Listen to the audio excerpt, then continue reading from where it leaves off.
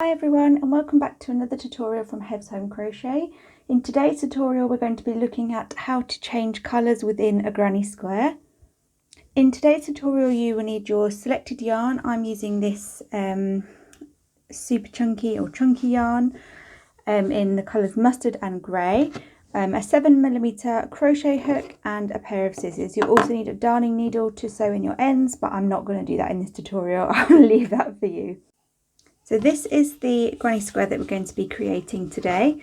As you can see, it changes colour each round, starting with mustard. So we're going to start that. I'm just going to do a quick demonstration for you today. If you'd like a more in-depth tutorial about how to actually create a granny square, the stitches and the sequence, you can go back to last week's tutorial to find that. But today we're just going to cover colour changes. So to start off with, to make our granny square, we need to make a slip knot, and then we need to chain 4.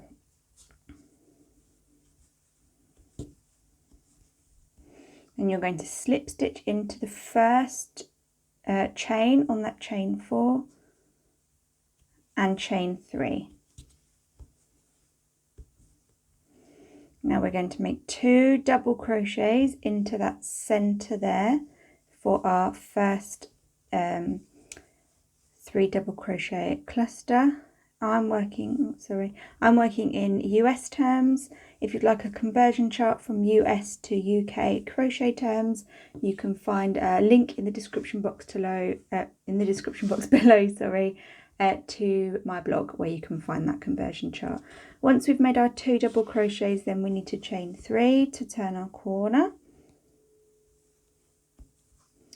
and then we need to make another cluster of 3 double crochets in here, and we just repeat that until we have 4 clusters, and then I will meet you back to show you how we join and then start our next round.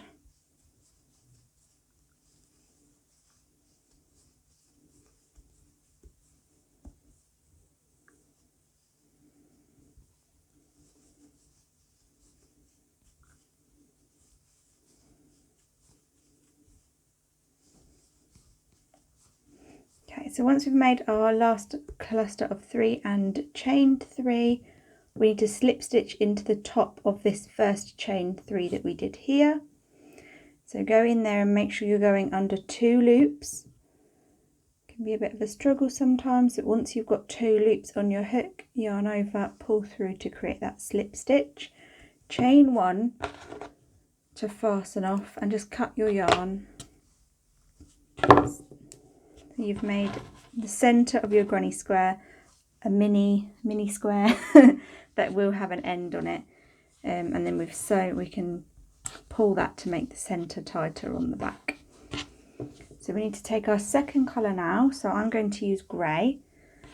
You can tie this on or just make a slip stitch, it's completely up to you, but you need to insert your hook through a corner space, pull that yarn through. Like I said, you can tie it on if you want to, and then you put your hook through and bring up a loop. This loop counts as 1 chain, so you're just going to chain 2 more to create that chain 3, and then you're going to work 2 double crochets into that corner, and you've made a cluster of 3 there. Chain 1 and move across to our next corner here, and then you're going to work 3 double crochets followed by a chain 3 followed by 3 double crochets into the same spot. Let's grab myself some more yarn, sorry.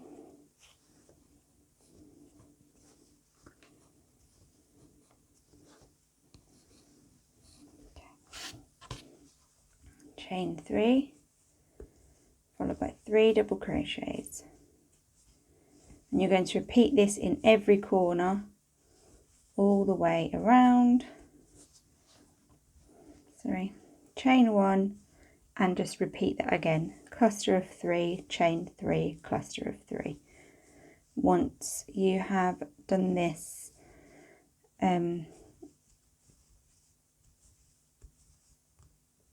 once you've done this in these two corners here, I will meet you back in this corner here so that we can go over how to join and then how to change colours again. So once we have created our cluster, chain 3 cluster in our last square here, we need to move back to the square that we started in. So I've chained 1 already to move over to the next corner. Then we need to create a cluster of 3 into that last, or that half made square corner, sorry. Grab some more yarn, chain 3 to turn that corner, and then you just need to slip stitch into the top of that chain 2 that we made, going under 2 loops, as you can see there. Slip stitch, pull back through, chain 1 to fasten off, and then grab your scissors and just cut that yarn, pull up, and you've made your second round there. To start our third and final round of this tutorial, we need to take our mustard yarn again, and I am going to show you another way of joining, but I'm not going to tie on this time. I'm just going to create a slip stitch. So yarn over and pull through, hold that end on the back there because we're going to work over that end. So this counts as 1, chain 2,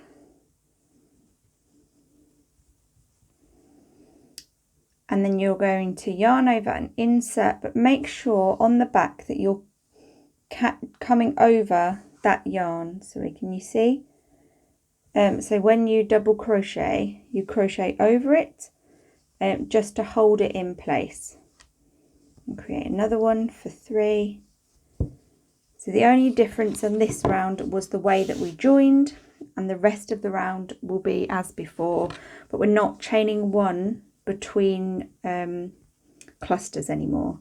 So we've done our last cluster of 3 in the corner square here, and then we're just going to work a cluster of 3 directly into the next square.